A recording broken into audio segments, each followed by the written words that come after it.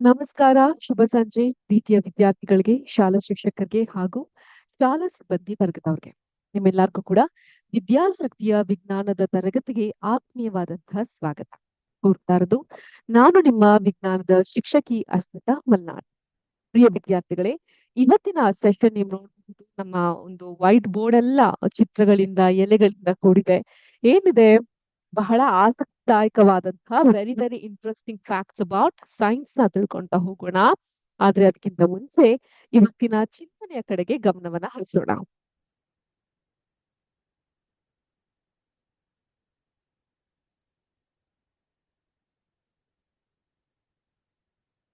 ಇಂದಿನ ಚಿಂತನೆ ಹೀಗಿದೆ: ಸಮಯ ಯಾರಿಗಾಗಿಯೂ ಕಾಯುವುದಿಲ್ಲ.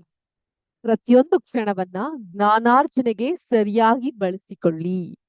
ಈ ಒಂದು ತತ್ವ ನುಡಿಯನ್ನ ನಾವು ಇವತ್ತಿನ ಸೆಷನ್ ಅಲ್ಲಿ ಕಾಣ್ತಾ ಹೋಗಬಹುದು. ಸಮಯ ಅನ್ನುವಂಥದ್ದು ಯಾರೊಂದಿಗೂ ಕೂಡ ಅದು ಕಾಯುವುದಿಲ್ಲ ಅಂತ ಹೇಳಿದ್ರೆ, ಇದು ವಿದ್ಯಾರ್ಥಿಯ ಜೀವನದಲ್ಲಿ ಸಮಯದ ಮೌಲ್ಯ, ದ ಇಂಪಾರ್ಟೆನ್ಸ್ ಆಫ್ ಟೈಮ್, ಮತ್ತೆ ಜ್ಞಾನದ ಮಹತ್ವ, ದ ಇಂಪಾರ್ಟೆನ್ಸ್ ಆಫ್ ನಾಲೆಜ್ ಅನ್ನ ತಿಳಿಸುತ್ತೆ. ಹಾಗಾಗಿ ಸಮಯ ಅನ್ನೋದು ಒಂದು ನದಿಯ ನೀರಿನಂತೆ. ಒಮ್ಮೆ ಹರಿದು ಹೋದಂತಹ ನೀರು ಮತ್ತೆ ವಾಪಸ್ ಬರೋದಿಲ್ಲ ಅಲ್ವಾ? ಹಾಗೇನೆ ಶಾಲಾ ಕಾಲೇಜ್ ದಿನಗಳು, ಪರೀಕ್ಷೆಯ ತಯಾರಿ ಅಥವಾ ಕಲಿಕೆಯ ವಯಸ್ಸು ಒಂದು ನಿರ್ದಿಷ್ಟ ಸಮಯದವರೆಗೆ ಮಾತ್ರ ಇರುತ್ತೆ. ನಾಳೆ ಓದ್ಕೊಂಡ್ರಾಯ್ತು, ಇನ್ನೊಂದ್ ಸ್ವಲ್ಪ ಸಮಯ ಸಿಗುತ್ತೆ ಬಿಡು ಅಂತ ಮುಂದೂಡೋದು, ಇದನ್ನ ಇಂಗ್ಲಿಷ್ ನಲ್ಲಿ ನಾವು ಪ್ರೋಕ್ರಾಸ್ಟಿನೇಷನ್ ಅಂತ ಕರಿತೀವಿ. ಅದು ನಿಮ್ಮ ಅಮೂಲ್ಯವಾದಂತಹ ಅವಕಾಶಗಳನ್ನ, ಆಪರ್ಚುನಿಟೀಸ್ ಗಳನ್ನ ಕಸ್ಕೊಳ್ಬಹುದು. ಹಾಗಾಗಿ ಪ್ರತಿಯೊಬ್ಬರಿಗೂ, ನನ್ಗೆ ನಿಮ್ಗೆ, ಈ ಜಗತ್ತಿನಲ್ಲಿ ತುಂಬಾ ದೊಡ್ಡ ಸಾಧನೆ ಮಾಡಿದಂತಹ ವ್ಯಕ್ತಿಗಳಿಗೆ, ಏನೂ ಮಾಡದೆ ಸಮಯವನ್ನ ಹರಣ ಮಾಡುವಂತವ್ರಿಗೆ, ಪ್ರತಿಯೊಬ್ಬರಿಗೂ ದಿನಕ್ಕೆ ಸಿಗೋದು 24 ಗಂಟೆಗಳು ಮಾತ್ರ. ಆ ಸಮಯವನ್ನ ನಾವ್ ಹೇಗೆ ಬಳಸ್ಕೊಳ್ತೀವಿ ಅನ್ನೋದ್ರ ಮೇಲೆ ನಮ್ಮ ಯಶಸ್ಸು ನಿರ್ಧಾರವಾಗುತ್ತೆ. ಆದ್ರಿಂದ ಜ್ಞಾನ ಅನ್ನೋದು ಕೇವಲ ಪರೀಕ್ಷೆಯಲ್ಲಿ ಅಂಕ ಗಳಿಸೋದಕ್ಕೆ ಮಾತ್ರ ಸೀಮಿತ ಅಲ್ಲ. ಪ್ರತಿಯೊಂದು ಕ್ಷಣದಲ್ಲೂ ಹೊಸ ವಿಷಯಗಳನ್ನ ಕಲಿಯೋದು, ಪ್ರಕೃತಿ, ಪುಸ್ತಕಗಳು ಮತ್ತು ಅನುಭವಗಳಿಂದ ಜ್ಞಾನವನ್ನ ಪಡೆದುಕೊಳ್ಳೋದು ಅತ್ಯಗತ್ಯ. ಆದ್ರಿಂದ ಜ್ಞಾನ ಯಾರಿಂದಲೂ ಕದಿಲಿಕ್ಕೆ ಸಾಧ್ಯ ಇಲ್ಲ. ಹಾಗಾಗಿ ಇವತ್ತಿನ ಸಮಯ ಏನಿದೆಯಲ್ಲ, ಅದನ್ನ ಜ್ಞಾನಾರ್ಜನೆಗೆ ಸದುಪಯೋಗ ಪಡಿಸ್ಕೊಳ್ಳಿ. ನಾಳೆಯ ಯಶಸ್ಸಿನ ಹೆಬ್ಬಾಗಿಲು ನಿಮ್ಗೋಸ್ಕರ ಕಾಯ್ತಾ ಇರುತ್ತೆ. ಆದ್ರಿಂದ ನಿಮ್ಮ ಸಮಯವನ್ನ ಓದ್ಲಿಕ್ಕೆ, ಆಟ ಆಡ್ಲಿಕ್ಕೆ, ವಿಶ್ರಾಂತಿ ತೆಗೆದುಕೊಳ್ಳಿಕ್ಕೆ ಎಲ್ಲದಕ್ಕೂ ಇಷ್ಟು ಸಮಯ ಅಂತ ನಿಗದಿಪಡಿಸಿ. ಮೊಬೈಲ್, ಸೋಷಿಯಲ್ ಮೀಡಿಯಾಗಳಿಗೆ ಅನಗತ್ಯ ಸಮಯ ವ್ಯರ್ಥ ಮಾಡೋದನ್ನ ಕಡಿಮೆ ಮಾಡಿ ಆ ಸಮಯವನ್ನ ಕಲಿಕೆಗೆ ಮೀಸಲಿಡಿ. ದಿನಕ್ಕೆ ಅರ್ಧ ಗಂಟೆ ಹೆಚ್ಚುವರಿಯಾಗಿ ಓದೋದು ಅಥವಾ ಹೊಸ ವಿಷಯವನ್ನ ಕಲಿಯೋದು ವರ್ಷದ ಕೊನೆಯಲ್ಲಿ ದೊಡ್ಡ ಯಶಸ್ಸಿಗೆ ನಾಂದಿ ಹಾಡುತ್ತೆ. ಆದ್ರಿಂದ ಪ್ಲೀಸ್ ರೆಸ್ಪೆಕ್ಟ್ ಟೈಮ್. ಸಮಯವನ್ನ ಗೌರವಿಸಿ ಪ್ರತಿಯೊಂದು ಕ್ಷಣವನ್ನ ಕಲಿಯಲು ಬಳಸ್ಕೊಂಡ್ರೆ ಯಶಸ್ಸು ನಿಮ್ಮನ್ನ ಹುಡ್ಕೊಂಡು ಬರುತ್ತೆ. ಓಕೆ, ಇದಾಗಿತ್ತು ಇವತ್ತಿನ ಚಿಂತನ ಸಮಯದ ಕುರಿತಾಗಿ. ನೀವೆಲ್ಲರಿಗೂ ಇಷ್ಟ ಆಯ್ತು ಅಂತ ನಾನು ಭಾವಿಸ್ತೀನಿ. ಈಗ ನೆಕ್ಸ್ಟ್, ನಮ್ಮ ಲಾಸ್ಟ್ ಸೆಷನ್ ಅಲ್ಲಿ ನಾವು ಮೋನೋಕಾಟ್ ಪ್ಲಾಂಟ್ಸ್, ಡಯೋಕಾಟ್ ಪ್ಲಾಂಟ್ಸ್ ಗಳ ಬಗ್ಗೆ ಮಾತಾಡ್ತಿದ್ವಿ, ಹೌದಾ? ಸಸ್ಯಗಳ ವಿವಿಧ ಭಾಗಗಳ ಬಗ್ಗೆ ನಾನು ನಿಮ್ಗೆ ಎಕ್ಸ್ಪ್ಲೇನ್ ಮಾಡ್ತಾ ಇದ್ದೆ. ಎಲೆಗಳ ನಾಳ ವಿನ್ಯಾಸ ಮತ್ತು ಬೇರುಗಳ ರಹಸ್ಯಗಳ ಕುರಿತು ಕೂಡ ನಾವ್ ಇವತ್ತಿನ ಕ್ಲಾಸ್ ನಲ್ಲಿ ಡಿಸ್ಕಸ್ ಮಾಡೋಣ ಅಂತ ಹೇಳ್ತಾ ಇದ್ದೆ. ತಡ ಮಾಡದೆ ಆ ಕಡೆಗೆ ವಾಲೋಣ. ಎಲೆಗಳ ನಾಳ ವಿನ್ಯಾಸ ಮತ್ತು ಬೇರುಗಳ ರಹಸ್ಯ. ನೋಡಿ, ಸಸ್ಯಗಳ ಕಾಂಡದ ಎತ್ತರದ ಮತ್ತು ವಿಧದ ಆಧಾರದ ಮೇಲೆ ನಾವು ಅವುಗಳನ್ನ ಹರ್ಬ್ಸ್ ಅಂದ್ರೆ ಮೂಲಿಕೆಗಳು, ಶ್ರಬ್ಸ್ ಅಂದ್ರೆ ಪೊದೆಗಳು, ಟ್ರೀಸ್ ಅಂದ್ರೆ ಮರಗಳು ಅಂತ ವಿಂಗಡಣೆ ಮಾಡ್ಲಿಕ್ಕೆ ಸಾಧ್ಯ ಆಗುತ್ತೆ. ಅದ್ರಲ್ಲೂ ಎಲೆಯ ಮೇಲ್ಮೈಯಲ್ಲಿ ಹಲವಾರು ಗೆರೆಗಳಂತಹ ರಚನೆಗಳನ್ನ ನಾವು ನಾಳಗಳು, ವೇನ್ಸ್ ಅಂತ ಕರಿತೀವಿ. As I had showed, we humans have blood veins ಅಲ್ವಾ? ಅದೇ ರೀತಿ ಎಲೆಗಳಲ್ಲಿ ಈ ರೀತಿ ವೇನ್ಸ್ ಅಥವಾ ನಾಳಗಳು ಇರುತ್ತೆ. ಯಾವ ರೀತಿ ಇರುತ್ತೆ ಮೇಡಮ್? ಈಗ ಇಲ್ಲೊಂದು ಎಲೆ ಕಾಣಬಹುದು, ನೀವು ಕಾಣಿಸ್ತಾ ಎಲೆ? ಓಕೆ, ನಾನು ಕ್ಯಾಮ್ರಾ ಹತ್ರದಲ್ಲಿ ಇಡ್ತೀನಿ. ಈಗ ಕಾಣಿಸ್ತಾ ಇದೆಯಾ ಎಲೆ? ಈ ಎಲೆ ನಿಮ್ಗೆ ಕಾಣಿಸ್ತಿಲ್ಲ ಅಂತ ಹೇಳಿದ್ರೆ, ನಿಮ್ಮ ಸುತ್ತಮುತ್ತಲು ಇರುವಂತಹ ಸರೌಂಡಿಂಗ್ಸ್ ಅಲ್ಲಿ ಎಲೆಯನ್ನ ಗಮನಿಸಿ. ಅದ್ರ ಹಿಂಭಾಗ, ಮುಂಭಾಗ, ಇದರಲ್ಲಿ ಕೆಲವೊಂದು ರೀತಿಯಾದಂತಹ ವಿನ್ಯಾಸ, ಈ ಗೆರೆ ಲೈನ್ಗಳನ್ನ ಬಿಟ್ಟು ಇಲ್ಲಿ ವಿನ್ಯಾಸಗಳನ್ನ ಕಾಣಬಹುದು ನೀವು.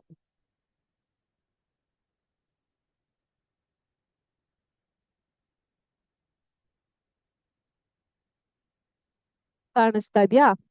ಜಾಲರಿ ಅಂತ ವಿನ್ಯಾಸಗಳನ್ನ ಕಾಣಬಹುದು. ಇವುಗಳನ್ನ ನಾಳಗಳು ಅಂತ ಕರಿತೀವಿ. ಓಕೆ, ಈ ಎಲೆ ನೋಡಿ. ಅಪಾರ್ಟ್ ಫ್ರಮ್ ದೀಸ್ ಲೈನ್ಸ್, ಇಲ್ಲಿ ಕೆಲವೊಂದು ಜಾಲಗಳು, ವೆಬ್, ಸ್ಪೈಡರ್ ವೆಬ್ ನೋಡಿದೀರಾ? ಆ ರೀತಿಯಾದಂತಹ ವಿನ್ಯಾಸಗಳನ್ನ ನಾವಿಲ್ಲಿ ಕಾಣ್ತಾ ಹೋಗಬಹುದು. ಇದನ್ನೇ ನಾವು ಜಾಲರಿಗಳು ಅಂತ ಕರಿತೀವಿ. ಎಲೆಯ ವಿನ್ಯಾಸ ಕಾಣಿಸ್ತಾ ಇದೆಯಾ ಮಕ್ಳ ಎಲ್ಲರಿಗೂ? ಇದು ಸಂಪಿಗೆ ಮರದ ಎಲೆ. ಓಕೆ, ನೀವು ಇದೇ ತರ ಎಲೆಗಳನ್ನ ಹುಡುಕಬಹುದು.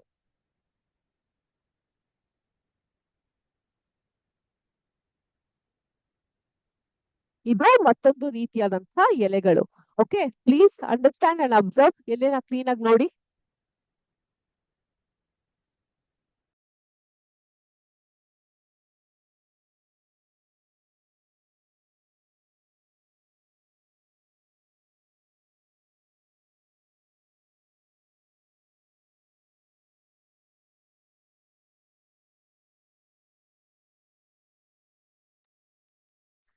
Okay. ಈ ಎಲೆಗಳ ವಿನ್ಯಾಸಗಳನ್ನ ನಾವು ನಾಳಗಳು ಅಂತ ಕರಿತೀವಿ. ನಾ ಈಗ ತೋರಿಸಿರೋ ಅಷ್ಟು ಎಲೆಗಳು, whatever the leaves I showed you, ನಂಗೆ ಆ ಕ್ಯಾಮ್ರಾದಲ್ಲಿ ನಿಮ್ಗೆ ಎಷ್ಟು ಸ್ಪಷ್ಟವಾಗಿ ಕಾಣಿಸ್ತೋ ಅಲ್ವೋ ನಂಗೆ ಗೊತ್ತಿಲ್ಲ. ಈ ಎಲ್ಲಾ ಎಲೆಗಳು, ವಿವಿಧ ಜಾತಿಯ ಎಲೆಗಳನ್ನ ನಾನು ನಿಮ್ಗೆ ತೋರಿಸ್ತಾ ಹೋದೆ. ಈ ಎಲ್ಲಾ ಎಲೆಗಳು ಸಹ ಈ ರೀತಿಯಾದಂತಹ ವಿನ್ಯಾಸದಲ್ಲಿ, ಅದನ್ನ ಗಮನಿಸಿದಾಗ you can find a picture like this.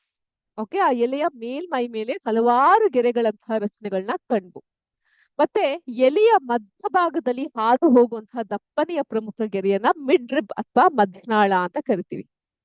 Okay, this particular line, ಇದು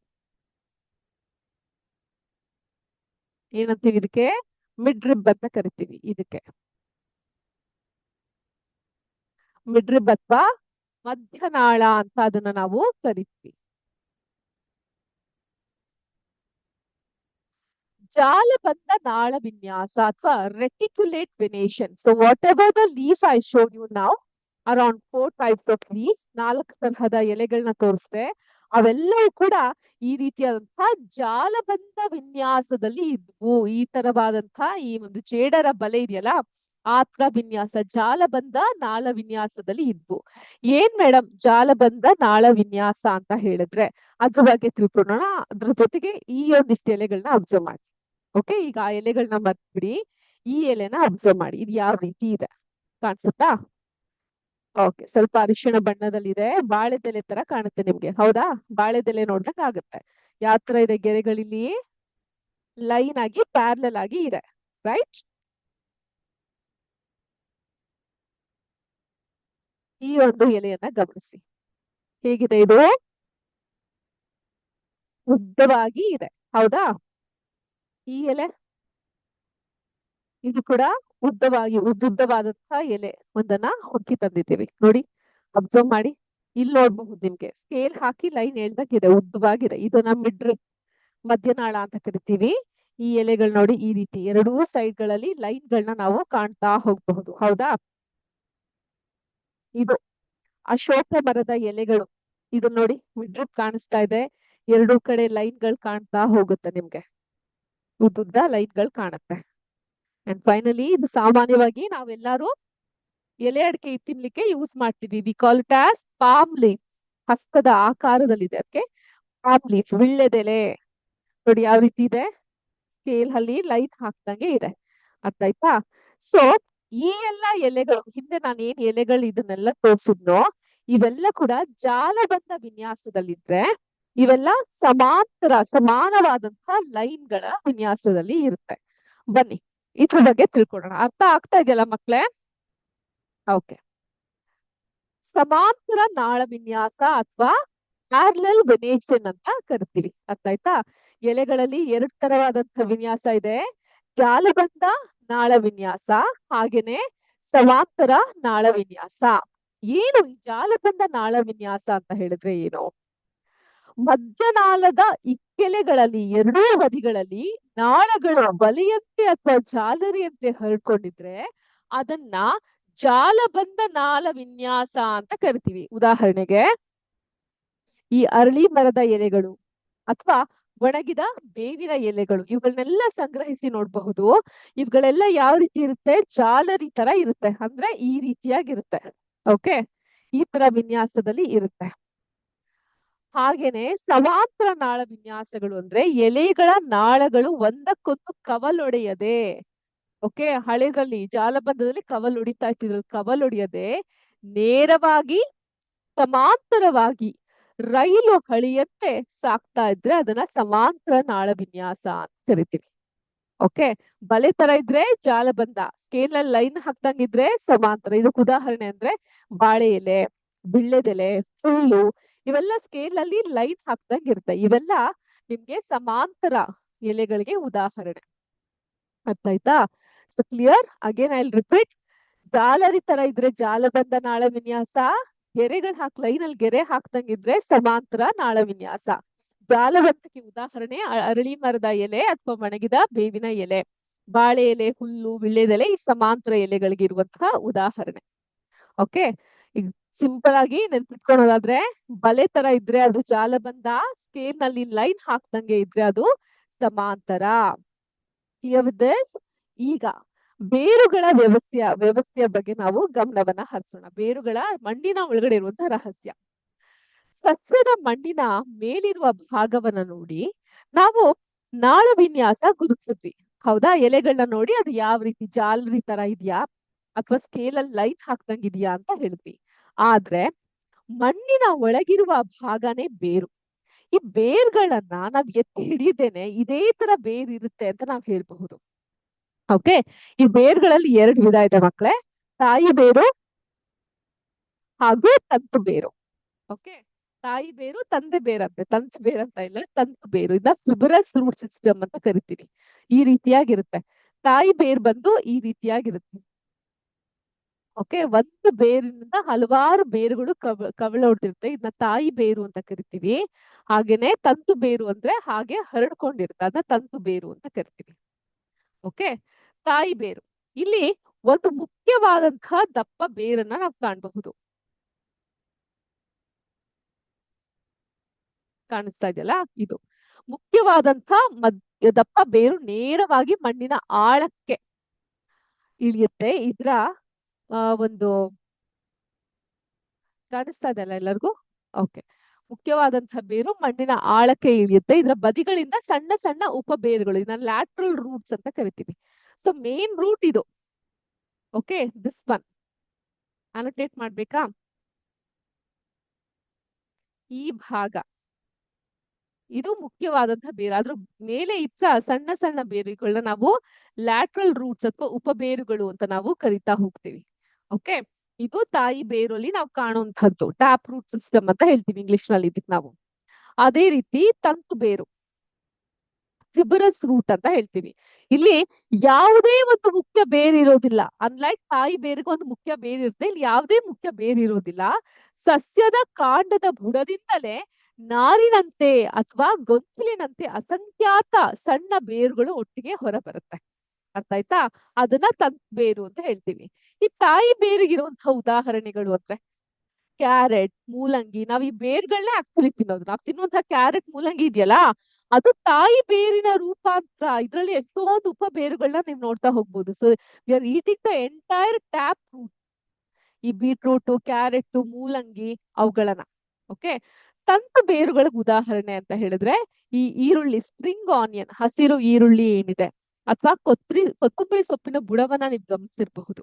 ಅವೆಲ್ಲವೂ ಕೂಡ ಗಡ್ಡದ ತರ ಸಣ್ಣ ನಾರಿನಂತಹ ಬೇರುಗಳು ಗೊಂಚಲಾಗಿ ಇರುತ್ತೆ. ಅವು ತಂತು ಬೇರಿಗೆ ಇರುವಂತಹ ಉದಾಹರಣೆ. ಈಗ ಮೇಡಮ್, ನೀವು ನಮ್ಗೆ ಎಲೆ ಬಗ್ಗೆ ಹೇಳಿದ್ರಿ, ಬೇರ್ಗಳ ಬಗ್ಗೆ ಹೇಳಿದ್ರಿ, ಯಾಕೆ ಇದನ್ನೆಲ್ಲ ನಾವು ತಿಳ್ಕೊಬೇಕು? ನೋಡಿ, there is a very beautiful science logic.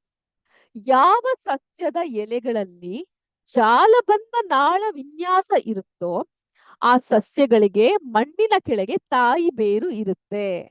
ಅರ್ಥ ಆಯ್ತಾ? ಯಾವ್ದು ಜಾಲರಿ ತರ ಇರೋ ಎಲೆಗಳಿರುತ್ತೋ ಅವುಗಳಿಗೆ ಸ್ಟ್ರೈಟ್ ಆಗಿರುವಂತಹ ತಾಯಿ ಬೇರು ಇರುತ್ತೆ. ಅದೇ ರೀತಿ ಯಾವ ಸಸ್ಯದ ಎಲೆಗಳಲ್ಲಿ ಸಮಾಂತರ ನಾಳ ವಿನ್ಯಾಸ ಇರುತ್ತೋ ಆ ಸಸ್ಯಗಳ ಮಣ್ಣಿನ ಕೆಳಗೆ ತಂತು ಬೇರು ಇರುತ್ತೆ. ಕ್ಲಿಯರ್ ಬಿಟ್ಟು ನಿಯಮ ಒಂದು ಯಾವುದು? ಯಾವ ಸಸ್ಯದ ಎಲೆಗಳಲ್ಲಿ ಜಾಲಬಂಧ ಇವೆಲ್ಲ ನಾನು ಆಗ್ಲೇ ತೋರ್ಸಿದ್ನಲ್ಲ, ಈ ಎಲೆಗಳೆಲ್ಲ ಜಾಲಬಂಧ ವ್ಯವಸ್ಥೆ ಇರ್ತೋ ಅವುಗಳ ಕೆಳಗಡೆ ತಾಯಿ ಬೇರು ಇರುತ್ತೆ. ಇದು ಯಾವ ವ್ಯವಸ್ಥೆಯಲ್ಲಿದೆ? ಜಾಲಬಂಧ. ಅದ್ರ ಕೆಳಗಡೆ ಯಾವ ತರ ಬೇರಿದೆ? ತಾಯಿ ಬೇರಿದೆ. ಯಾವ್ದು ಸಮಾಂತರವಾದಂತಹ ಎಲೆಗಳಿರ್ತೋ ಅದ್ರ ಕೆಳಗಡೆ ಯಾವ್ದಿರುತ್ತೆ? ಗಡ್ಡದ ತರದ ತಂತು ಬೇರುಗಳು ಇರುತ್ತೆ. ಓಕೆ, ತುಂಬಾ ಶಾರ್ಟ್ ಆಗಿ ನಾವ್ ಇದನ್ನ ನೆನ್ಪಿಟ್ಕೊಂತಾ ಹೋಗ್ಬಹುದು. ರೈಟ್. ಈಗ ಇದೇನೋ ಗಿಡಗಳನ್ನ ನೀವು ಬರ್ದಿಟ್ಟಿದ್ರ, ಏಂತಕ್ಕೆ ಮೇಡಮ್ ಅದ್ರ ಬಗ್ಗೆ ನೋಡೋಣ. ಬಟ್ ಇದಿಷ್ಟು ನಿಮ್ಗೆ ಅರ್ಥ ಆಯ್ತಾ? ಓಕೆ, ಯಾವ ಒಂದು ಸಸ್ಯದ ಎಲೆಗಳಲ್ಲಿ ಸಮಾಂತರ ನಾಳ ವಿನ್ಯಾಸ ಇರುತ್ತೋ ಆ ಸಸ್ಯಗಳ ಮಣ್ಣಿನ ಕೆಳಗೆ ತಂತು ಬೇರಿರುತ್ತೆ. ಎಲ್ಲಿ ಜಾಲಬಂಧ ಇರುತ್ತೋ ಅವುಗಳ ಕೆಳಗಡೆ ತಾಯಿ ಬೇರ್ ಇರುತ್ತೆ. ಅದನ್ನೇ ಇಲ್ಲಿ ನಾನು ಬರ್ದಿರೋದು. ಜಾಲರಿ ತರದ ವ್ಯವಸ್ಥೆ ಇದೆ, ಅದ್ರ ಕೆಳಗಡೆ ಯಾವ್ದಿದೆ? ಇದು ಯಾವ್ದಿದೆ? ಇದು ತಾಯಿ ಬೇರು ಇದೆ. ಒಂದು ಮುಖ್ಯ ಬೇರಿನಿಂದ ಹಲವಾರು ಉಪ ಬೇರುಗಳು ಆಚೆ ಬರುತ್ತೆ. ತಂತು ಬೇರು ಒಂದು ಗಡ್ಡದ ತರ ಎಷ್ಟೊಂದು ಬೇರು, ಅಸಂಖ್ಯಾತವಾದಂತಹ ಬೇರಿರುತ್ತೆ, ತಂತು ಬೇರು ಇರುತ್ತೆ. ಇದು ಎಲ್ಲಿದೆ? ಸಮಾಂತರವಾದಂತಹ ನಾಳ ವಿನ್ಯಾಸ ಇದೆ, ಅದ್ರ ಕೆಳಗಡೆ ತಂತು ಬೇರು. ಇದು ಜಾಲರಿಯಂತಹ ನಾಳ ವಿನ್ಯಾಸ ಇದೆ, ಅದ್ರ ಕೆಳಗಡೆ ತಾಯಿ ಬೇರು. ಈಗ ಮತ್ತೊಂದು, ಈ ಫಸ್ಟ್ ನಿಯಮ ಅರ್ಥ ಆಯ್ತಲ್ಲ? ಎಲ್ಲೆಲ್ಲಿ ಜಾಲಬಂಧ ಇದ್ದಾಗ ಅವೆಲ್ಲ ತಾಯಿ ಬೇರು, ಎಲ್ಲಿ ಸಮಾಂತರವಾದಂತಹ ನಾಳ ವಿನ್ಯಾಸ ಇರುತ್ತೋ ಅದಕ್ಕೆಲ್ಲ ತಂತು ಬೇರು. ವ್ಯತ್ಯಾಸ ಅರ್ಥ ಆಗ್ತಾ ಇದೆಯಲ್ಲ ಮಕ್ಳೇ ನಿಮ್ಮೆಲ್ಲರಿಗೂ? ಈಗ ನೆಕ್ಸ್ಟ್ ಏನಿದು? ಕಡಲೆಕಾಯಿ. ಇದನ್ನು ಸ್ಪ್ಲಿಟ್ ಓಪನ್ ಮಾಡ್ಬೋದಾ? ನಾವು ಓಪನ್ ಮಾಡ್ಬೋದಾ?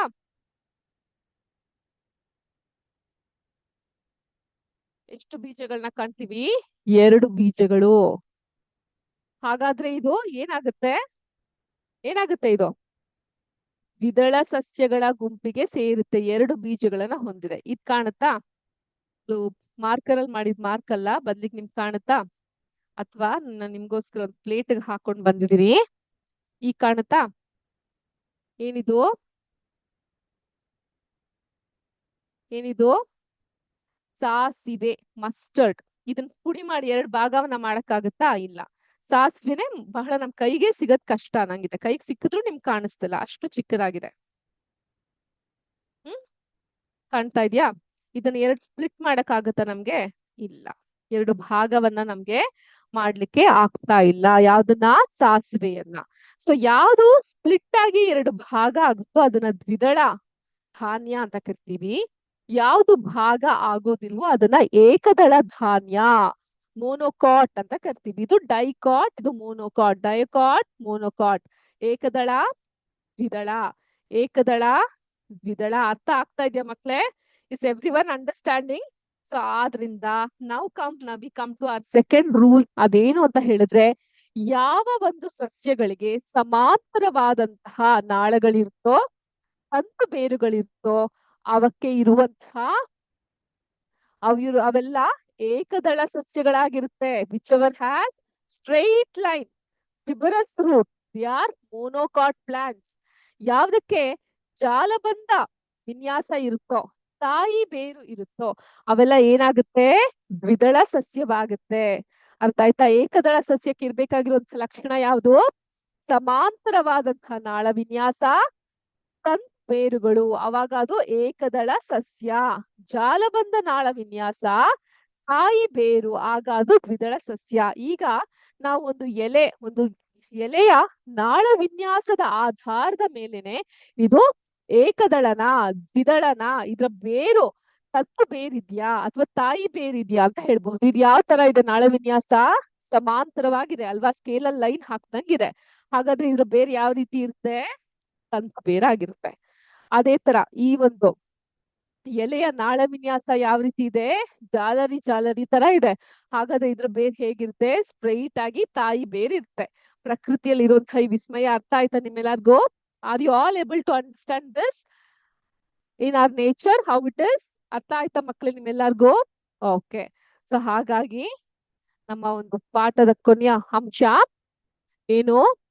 ಜಾಲಬಂಧ ರೆಟಿಕ್ಯುಲೇಟ್ ನಾಳ ವಿನ್ಯಾಸ ಇದ್ದು ತಾಯಿ ಬೇರು ಇರುವಂತದ್ಗೆ ನಾವು ದ್ವಿದಳ ಸಸ್ಯಗಳು ಅಥವಾ ಡಯೋಕಾಟ್ ಅಂತ ಕರಿತೀವಿ. ಎಲ್ಲೆಲ್ಲಿ ತಾಯಿ ಬೇರು ಜಾಲಬಂಧ ಇರುತ್ತೋ ಅದು ದ್ವಿದಳ. ಹಾಗೇನೆ ಸಮಾಂತರ ಎಲೆಗಳು ಮತ್ತೆ ತಂತು ಬೇರುಗಳಿದ್ರೆ ಅವು ಏಕದಳ ಸಸ್ಯಗಳು, ಮೋನೋಕಾಟ್ಸ್ ಅಂತ ಕರಿತೀವಿ. ಹೇಗೆ? ಸಮಾಂತರ ನಾಳ ವಿನ್ಯಾಸ ಮತ್ತು ತಂತು ಬೇರುಗಳಿದ್ರೆ ಅವುಗಳನ್ನ ನಾವು ಮೋನೋಕಾಟ್ಸ್ ಅಂತ ಕರಿತೀವಿ, ಏಕದಳ ಸಸ್ಯಗಳು ಅಂತ ಕರಿತೀವಿ. ಅರ್ಥ ಆಯ್ತಾ ಮಕ್ಳೇ? ದ್ವಿದಳ ಮತ್ತೆ ಏಕದಳದ ನಡುವಿನ ವ್ಯತ್ಯಾಸ ನಿಮ್ಮೆಲ್ಲರಿಗೂ ಅರ್ಥ ಆಯ್ತು ಅಂತ ನಾನು ಭಾವಿಸ್ತೀನಿ. Okay, isn't it simple? Simple ಆಗಿದೆ ಅಲ್ವಾ? ಅರ್ಥ ಆಯ್ತು ಅಲ್ವಾ? ಈಗ ನಾವು ಮತ್ತೆ ನಮ್ಮ ಒಂದು ಸಿಮ್ಯುಲೇಷನ್ ಕಡೆಗೆ ಗಮನವನ್ನ ಹರಿಸೋಣ. ಲಾಸ್ಟ್ ಕ್ಲಾಸ್ ನಲ್ಲಿ ನಮ್ಗೆಲ್ಲ ಸರ್ಪ್ರೈಸಿಂಗ್ ಮ್ಯಾಜಿಕ್ ಅನ್ನೋ ತರ ಇತ್ತು. ಈಗ ಪರ್ಫೆಕ್ಟ್ ಆಗಿ ನಾವ್ ಆನ್ಸರ್ ಕೊಡಬಹುದು ಅಲ್ವಾ? ಈಗ ಈ ಒಂದು ಹೂವನ್ನ ನೋಡಿ, ಹೂವಿನ ಗಿಡವನ್ನ ನೋಡಿ. ಇದ್ರ ಬೇರೆ ಯಾವ ರೀತಿ ಇದೆ? ಟ್ಯಾಪ್ ರೂಟ, ಫಿಬರಸ್ ರೂಟ. ತಾಯಿ ಬೇರ, ತಂತು ಬೇರ? ತಂತು ಬೇರು. ತಂತು ಬೇರಿಗಾದ್ರೆ ಎಲೆಗಳು ಯಾವ ರೀತಿ ಇರುತ್ತೆ? ನಾಳ ವಿನ್ಯಾಸ, ಸಮಾಂತರವಾದಂತ ನಾಳ ವಿನ್ಯಾಸ. ಹೌದಾ? ಹೌದಾ? ಕರೆಕ್ಟಾ?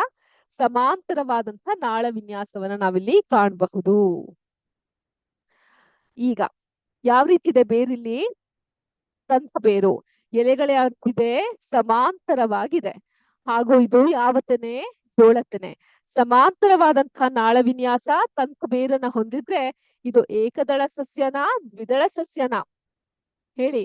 ತಂತು ಬೇರು ಹಾಗೂ ಸಮಾಂತರವಾದಂತಹ ನಾಳ ವಿನ್ಯಾಸ ಇದನ್ನ ಹೊಂದಿದ್ರೆ ಇದು ಯಾವುದು? ಎರಡ, ಒಂದ? ಇವೆರಡು ನೋಡಬಹುದು. ದ್ವಿದಳ ಧಾನ್ಯಗಳಲ್ಲಿ 2 ಕಾಟಿಲೀಡರ್ಸ್ ಇರುತ್ತೆ, ಆದ್ರೆ ಏಕದಳದಲ್ಲಿ ಮಾತ್ರ ಒಂದಿರುತ್ತೆ. ಹಾಗಾಗಿ ಇದು ಏಕದಳ. ಅರ್ಥ ಆಯ್ತಾ ಮಕ್ಳೇ? ಸಿಂಪಲ್ ಆಗಿದೆಯಲ್ಲ?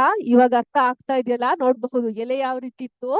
ಸಮಾಂತರವಾದಂತಹ ಎಲೆಗಳಿತ್ತು. ಅದ್ರ ಕೆಳಗಡೆ ಇದ್ದಂತಹ ಬೇರು ಯಾವ ರೀತಿ ಇತ್ತು?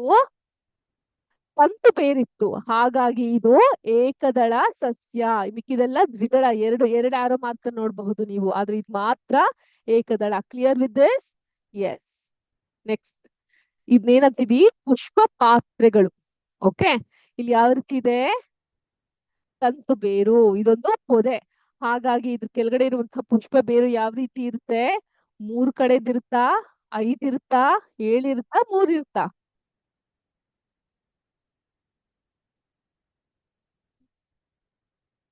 ಈ ತರ ಇರುತ್ತೆ ಪುಷ್ಪ ಪಾತ್ರೆ. ಅಂದ್ರೆ ಒಂದು ಹೈಬಿಸ್ಕಸ್ ಅಥವಾ ದಾಸವಾಳದ ಹೂವಿನ ಗಿಡದಲ್ಲಿ ನಾವು ಈ ರೀತಿಯಾದಂತಹ ಪುಷ್ಪ ಪಾತ್ರೆಯನ್ನ ಗಮನಿಸಬಹುದು. 1, 2, 3, 4, 5, 6 ಈ ರೀತಿಯಾದಂತಹ ಪುಷ್ಪ ಪಾತ್ರೆಯನ್ನ ನಾವು ಸೇಪಲ್ಸ್ ಅನ್ನ ಗಮನಿಸಬಹುದು. ನೆಕ್ಸ್ಟ್ ಯಾವ ಬೇರಪ್ಪ ಇರೋದಿಲ್ಲಿ? ತಾಯಿ ಬೇರು ಮಿಸ್. ಹೂವು ಈ ರೀತಿಯಾಗಿದೆ. ತಾಯಿ ಬೇರಿದ್ರೆ ಎಲೆ ಯಾವ ರೀತಿ ಇರುತ್ತೆ? ಸಮಾಂತರವಾಗಿರುತ್ತಾ? ಇಲ್ಲ, ಅದು ರೆಟಿಕ್ಯುಲೇಟ್ ವೆನೇಷನ್ ಅಥವಾ ಜಾಲಬಂಧ ವಿನ್ಯಾಸದಲ್ಲಿ ಇರುತ್ತೆ. ಅರ್ಥ ಆಗ್ತಿದ್ಯಾ? ಹೋಗ್ತಾ ಇದೆಯಾ ತಲೆಗೆ? ನೆಕ್ಸ್ಟ್ ಇದು ಬಂದು ಪೋಲನ್ ಅಂತ ಕರಿತೀವಿ. ಪೋಲನ್ ಅಂತ ಹೇಳಿದ್ರೆ ಹೂವಿನ ಒಂದು ರಿಪ್ರೊಡಕ್ಷನ್ ಆಗಕ್ಕೆ, ಸಂತಾನೋತ್ಪತ್ತಿ ಆಗಕ್ಕೆ ಬೇಕಿರುವಂತಹ ಅಂಶ. ಇದು ಈ ರೀತಿಯಾಗಿ ಈ ಹೂವಿನಲ್ಲಿ ಈ ರೀತಿಯಾಗಿರುತ್ತೆ. ಓಕೆ, ನೆಕ್ಸ್ಟ್ ಹಾ ಈಗ ಹೇಳಿ, ಇದು ಏಕದಳನ ದ್ವಿದಳನ? ಈ ಒಂದು ಸಸ್ಯ ಏಕದಳನ ದ್ವಿದಳನ? ಮೇಡಮ್ ದ್ವಿದಳಕ್ ನೀವೇನ್ ಹೇಳಿದ್ರಿ? ಜಾಲಬಂಧವಾದಂತ ನಾಳ ವಿನ್ಯಾಸ ಮತ್ತೆ ತಾಯಿ ಬೇರು. ಇಲ್ಲಿ ಜಾಲಬಂಧವನ್ನು ಕಾಣಬಹುದು, ತಾಯಿ ಬೇರನ್ನು ಕಾಣಬಹುದು. ಆದ್ರಿಂದ ಇದು ದ್ವಿದಳ. ನೋಡಿ, 2 ಧಾನ್ಯ. ಹೌದಾ? ಈಸಿನ ಕಲೀಲಿಕ್ಕೆ ಇಂಟ್ರೆಸ್ಟಿಂಗ್ ಇರಲ್ವಾ? ಸೈನ್ಸ್ ಸ್ಟಾರ್ಟಿಂಗ್ ಹೋದಾಗ ಸಿಕ್ಕಾಪಟ್ಟೆ ಕನ್ಫ್ಯೂಷನ್ ಆಯ್ತು, ಆದ್ರೆ ಇವಾಗ ಈಸಿಯಾಗಿ ನಮ್ಗೆ ಗೊತ್ತಾಗ್ತಾ ಇದೆ. ಹೂವ ಹೇಳಿ ಈಗ. ತಂತು ಬೇರು, ಸಮಾಂತರವಾದಂತ ನಾಳ ವಿನ್ಯಾಸ ಇರುವಂತಹ ಎಲೆಗಳು. ಇದಕ್ಕೆ 5 ದಳನ, 7 ದಳನ, 4 ದಳನ, 3 ದಳನ? 3 ದಳ. ಹೂವ ಈ ರೀತಿ 3 ದಳದ ಹೂಗಳು ಸಿಗುತ್ತೆ. ಆಯ್ತಾಯ್ತಾ? ಸೊ ನಾವು ಹೂ ನೋಡೆ ಎಲೆಗಳ ಆಧಾರದ ಮೇಲೆ ಬೇರು ಯಾವ ರೀತಿ ಅಂತ ಹೇಳ್ಬಹುದು. ಅದು ತಂತು ಬೇರುನ ಅಥವಾ ತಾಯಿ ಬೇರುನ ಅಂತ ಹೇಳ್ತಾ ಹೋಗ್ಬಹುದು. ಸೊ ಇದಾಯ್ತಲ್ಲ ನಾವು ಮಾಡಿದ್ದು. ಹಾ, ಓಕೆ, ಇದು ಕೂಡ ಆಯ್ತು ನಾವು ಮಾಡಿದ್ದು. ಸೊ ಈ ಒಂದು ಸಿಮ್ಯುಲೇಷನ್ ಇವಾಗ ನಿಮ್ಗೆ ಈಸಿಯಾಗಿ ಅರ್ಥ ಆಯ್ತು ಅಂತ ನಾನು ಭಾವಿಸ್ತೀನಿ. ಈಸಿಯಾಗಿ ಅಂಡರ್ಸ್ಟುಡ್ ಆಯ್ತಾ? ಏಕದಳ ಸಸ್ಯ, ದ್ವಿದಳ ಸಸ್ಯಗಳು ಏನಪ್ಪ ಬೇಸಿಕ್ ಆಗಿರುವಂತಹ 3 ಪಾಯಿಂಟ್ಸ್ ಏನ್ ಬೇಕು ಏಕದಳ ಸಸ್ಯ, ದ್ವಿದಳ ಸಸ್ಯಗಳಿಗೆ? ಈಗ ನಾವ್ ನೋಡಿದ ತಕ್ಷಣ ಮನೇಲಿ ನಿಮ್ ತಾಯಿ ಅಡ್ಗೆ ಮಾಡ್ಬೇಕಾದ್ರೆ ತೊಗರಿ ಬೇಳೆ, ಹೆಸರು ಕಾಳು, ಕಡಲೆ ಬೇಳೆ ಇವುಗಳನ್ನೆಲ್ಲ ಯೂಸ್ ಮಾಡ್ತಾರೆ. ಹೌದಾ? ಸೊ ಇದು ಏಕದಳನ ದ್ವಿದಳನ ಹೇಗ್ ಗೊತ್ತಾಗುತ್ತೆ ನಮ್ಗೆ? ಯಾವ್ದ್ಯಾವ್ದಕ್ಕೆ ಸಮಾಂತರವಾದಂತಹ ನಾಳ ವಿನ್ಯಾಸ ಇರುತ್ತೋ ಅವುಗಳ ಬೇರು ತಂತು ಬೇರು ಆಗಿರುತ್ತೆ ಹಾಗೂ ಅವುಗಳು ಏಕದಳ ಸಸ್ಯವಾಗಿರುತ್ತೆ, ಮೋನೋಕ್ಲೋಕಾಟ್ ಪ್ಲಾಂಟ್ಸ್ ಆಗಿರುತ್ತೆ. ಓಕೆ, ಹಾಗೇನೆ ಯಾವ್ದ್ಯಾವ್ದು ಜಾಲಬಂಧ ರೀತಿಯಲ್ಲಿರುವಂತಹ ನಾಳ ವಿನ್ಯಾಸ ಇರುತ್ತೋ ಅವುಗಳ ಬೇರು ತಾಯಿ ಬೇರು ಆಗಿರುತ್ತೆ ಹಾಗೂ ಅವುಗಳು ದ್ವಿದಳ ಧಾನ್ಯ ಅಥವಾ ದ್ವಿದಳ ಸಸ್ಯಗಳ ವರ್ಗಕ್ಕೆ ಸೇರುತ್ತೆ.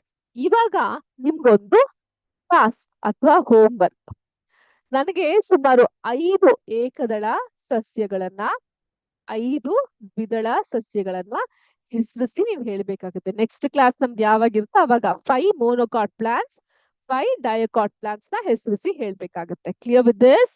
ಇವಾಗ ನಾ ಆಗ್ಲೇ ಹೇಳ್ದೆ ನಿಮ್ಗೆ ಗಿಡಮೂಲಿಕೆಗಳು, ಪೊದೆಗಳು, ಮರಗಳು, ಹರ್ಬ್ಸ್, shrubs ಅಂಡ್ ಟ್ರೀಸ್, ಇವುಗಳ ಕುರಿತು ಒಂದು ಚಿಕ್ಕ ಕ್ವಿಜ್ ಅನ್ನ ಆಡ್ಬೇಡ. ತುಂಬಾ ಈಸಿ ಆಗಿರೋ ಕ್ವಿಜ್ ಅನ್ನ ಆಡೋಣ. ಓಕೆನಾ?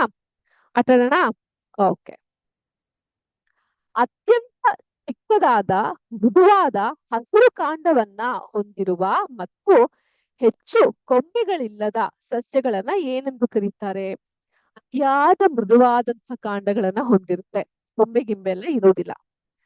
ಅದೇನಂತಾರೆ? ಗಿಡಮೂಲಿಕೆಗಳು ಅಥವಾ ಹರ್ಬ್ಸ್ ಅಂತ ಕರಿತೀವಿ. ನೆಕ್ಸ್ಟ್, ಗಟ್ಟಿಯಾದ ಕಾಂಡವನ್ನ ಹೊಂದಿದ್ದು ನೆಲಕ್ಕೆ ಹತ್ತಿರದಲ್ಲಿಯೇ ಬುಡದಿಂದ ಅನೇಕ ಕೊಂಬೆಗಳನ್ನ ಬಿಡುವ ದಾಸವಾಳ ಅಥವಾ ಗುಲಾಬಿ ಸಸ್ಯಗಳು ಯಾವ ಗುಂಪಿಗೆ ಸೇರುತ್ತೆ? ಹಾ, ಕಾಂಡ ಇದೆ, ಗಟ್ಟಿಯಾಗಿರುವಂತಹ ಕಾಂಡ ಏನೋ ಇದೆ. ಈ ಒಂದು ಹರ್ಬ್ಸ್ ಅಥವಾ ಗಿಡಮೂಲಿಕೆಗಳ ತರ ಮೆದುವಾದಂತಹ ಕಾಂಡ ಇಲ್ಲ. ಗಿಡಮೂಲಿಕೆಗೆ ಈ ಕೊತ್ತಂಬರಿ ಸೊಪ್ಪು, ಪುದೀನ ಅವೆಲ್ಲ ಗಿಡಮೂಲಿಕೆಗಳು, ಹರ್ಬ್ಸ್. ಆಯ್ತಾ? ಮೆದುವಾದ ಕಾಂಡ ಏನಿಲ್ಲ, ಬುಡದಿಂದ ಕೊಂಬೆಗಳು ಬಂದಿರುತ್ತೆ. ಆದ್ರೆ ಇವುಗಳನ್ನ ನಾವು ಹೂವಿನ ಗಿಡ ಅಂತಾನೆ ಕರಿತೀವಿ, ಮರ ಅಂತ ಕರೆಯೋದಿಲ್ಲ. ಸೊ ಹಾಗಾಗಿ ಇದು ಗಿಡಮೂಲಿಕೆಗಳು ಅಲ್ಲ, ಮರಗಳು ಅಲ್ಲ. ಏನಿರಬಹುದು ಈ ಸಸ್ಯ? ಪೊದೆಗಳ ಅಥವಾ ಆರೋಹಿಗಳ, ಅಂದ್ರೆ ಕ್ಲೈಂಬರ್ಸ್? ಆರೋಹಿಗಳು ಅಂತ ಸುಮಾರು ಜನ ಹೇಳ್ತಾ ಇದ್ದೀರಾ, ಬಟ್ ಮಕ್ಕಳೇ ಇದು ಪೊದೆಗಳು. ಗುಲಾಬಿ ಹೂವಿನ ಪೊದೆ, ದಾಸವಾಳ ಹೂವಿನ ಪೊದೆ, shrubs. ಎತ್ತರ ಬೆಳೆದು ದಪ್ಪನೆಯ ಕಂದು ಬಣ್ಣದ ಗಟ್ಟಿ ಕಾಂಡ ಅಂದ್ರೆ ಟ್ರಂಕ್ ಹೊಂದಿರುವ ಮತ್ತು ನೆಲದಿಂದ ತುಂಬಾ ಎತ್ತರದಲ್ಲಿ ಕೊಂಬೆಗಳನ್ನ ಇಡುವ ಆಲದ ಗಿಡ ಅಥವಾ ಮಾವಿನ ಗಿಡವನ್ನ ಏನೆಂದು ಕರೆಯುತ್ತೇವೆ? ಆಪ್ಷನ್ ಎ ಮರಗಳು, ಆಪ್ಷನ್ ಬಿ ಪೊದೆಗಳು, ಆಪ್ಷನ್ ಸಿ ಗಿಡಮೂಲಿಕೆಗಳು. ಇವಾವುದು ಅಲ್ಲ. ಮೇಡಮ್, ನೀವು ಆಲದ, ಮಾವಿನ ಅಂದ ತಕ್ಷಣನೇ ಗೊತ್ತಾಯ್ತು, ಆಲದ ಮರ, ಮಾವಿನ ಮರ. ರೈಟ್? ನೆಕ್ಸ್ಟ್, ನಮ್ಮ ಅಡಿಗೆ ಮನೆಯಲ್ಲಿ ಬಳಸುವಂತಹ ಕೊತ್ತಂಬರಿ, ಪುದೀನ, ತುಳಸಿ ಗಿಡಗಳು ಈ ಕೆಳಗಿನ ಯಾವುದಕ್ಕೆ ಉತ್ತಮ ಉದಾಹರಣೆಯಾಗಿದೆ? ಇಲ್ಲೇ ನಾವು ಕಾಣಬಹುದು ಕೊತ್ತಂಬರಿ ಸೊಪ್ಪನ್ನ, ಅಲ್ವಾ? ಇದು ಹರ್ಬ್ಸ್ ಅಥವಾ ಗಿಡಮೂಲಿಕೆಗೆ ಉದಾಹರಣೆಯಾಗಿದೆ. ನಿಂಬೆ ಗಿಡವನ್ನ ನೀವು ಸೂಕ್ಷ್ಮವಾಗಿ ಗಮನಿಸಿದ್ರೆ ಅದು ಮಧ್ಯಮ ಗಾತ್ರದಲ್ಲಿ ಬುಡದಿಂದಲೇ ಕೊಂಬೆಗಳನ್ನ ಹೊಂದಿರುತ್ತೆ. ಹಾಗಾದ್ರೆ ನಿಂಬೆ ಗಿಡ ಒಂದು ಮರನ, ಪೊದೆನ, ಗಿಡಮೂಲಿಕೆನ, ತರಕಾರಿನ? ಇಲ್ಲೇ ನಿಂಬೆ ಗಿಡವನ್ನ ಕಾಣ್ತಾ ಇದೀವಿ. ಸೊ ಹಾಗಾಗಿ ಅದೊಂದು ಪೊದೆ. ಗೊತ್ತಾಯ್ತಾ? ಸೊ ಈ ಒಂದು ಸೆಷನ್ ಆಗಿತ್ತು ಯಾವ್ದ್ರ ಕುರಿತು? ಗಿಡಗಳ ಕುರಿತು, ಸಸ್ಯಗಳ ಕುರಿತು, ಪೊದೆ, ಮೂಲಿಕೆ, ಪೊದೆ ಹಾಗೂ ಮರಗಳ ಕುರಿತು ಕಲ್ತ್ವಿ. ಏಕದಳ ದ್ವಿದಳ ಸಸ್ಯಗಳ ಕುರಿತು ಕಲ್ತ್ವಿ. ವಿವಿಧ ಬಗೆಯಾದಂತಹ ಎಲೆಗಳ ಕುರಿತು ಕಲ್ತ್ವಿ. ಆ ಎಲೆಗಳನ್ನ ನೋಡಿಯೇ ಅದ್ರ ಬೇರು ಯಾವುದು ಅಂತ ನಾವು ಗುರುತಿಸಬಹುದು. ಜೊತೆಗೆ ಅವು ಏಕದಳ ಸಸ್ಯನ, ದ್ವಿದಳ ಸಸ್ಯನ ಅಂತ ಹೇಳಲಿಕ್ಕೂ ಕೂಡ ಇದು ಸಹಾಯಕವಾಯಿತು ಅಂತ ಹೇಳ್ತಾ ಇಲ್ಲಿಗೆ ಇವತ್ತಿನ ವಿಜ್ಞಾನದ ಸೆಷನ್ ಅನ್ನ ಮುಗಿಸ್ತಾ ಇದೀನಿ. ಮತ್ತೊಂದು ಸೆಷನ್ ಒಂದಿಗೆ, ಮತ್ತೊಂದು ಆಸಕ್ತಿದಾಯಕ ವಿಷಯದೊಂದಿಗೆ ಭೇಟಿ ಆಗ್ತೀನಿ. ಅಲ್ಲಿವರೆಗೂ ನಿಮ್ಮ ಕೌತುಕತೆ ನಿಮ್ಮೊಟ್ಟಿಗೆ ಇರ್ಲಿ ಅಂತ ಹೇಳ್ತಾ, ಅದು ಹೆಚ್ಚು ಹೆಚ್ಚು ಬೆಳೀಲಿ ಅಂತ ಹೇಳ್ತಾ ಭೇಟಿ ಆಗೋಣ ಮುಂದಿನ ಸೆಷನ್ ಅಲ್ಲಿ. ಮುಂಬರುವಂತಹ ಶಿಕ್ಷಕರನ್ನ ಸ್ವಾಗತಿಸ್ತಾ ಸದ್ಯಕ್ಕೆ ನಾನು ವಿದಾಯವನ್ನ ಹೇಳ್ತಾ ಇದ್ದೀನಿ. ಎಲ್ಲಾರ್ಗೂ ಶುಭ ದಿನ. ಜೈ ಹಿಂದ್, ಜೈ ಕರ್ನಾಟಕ ಮಾತೆ, ಜೈ ವಿದ್ಯಾಶಕ್ತಿ. ನಮಸ್ಕಾರ.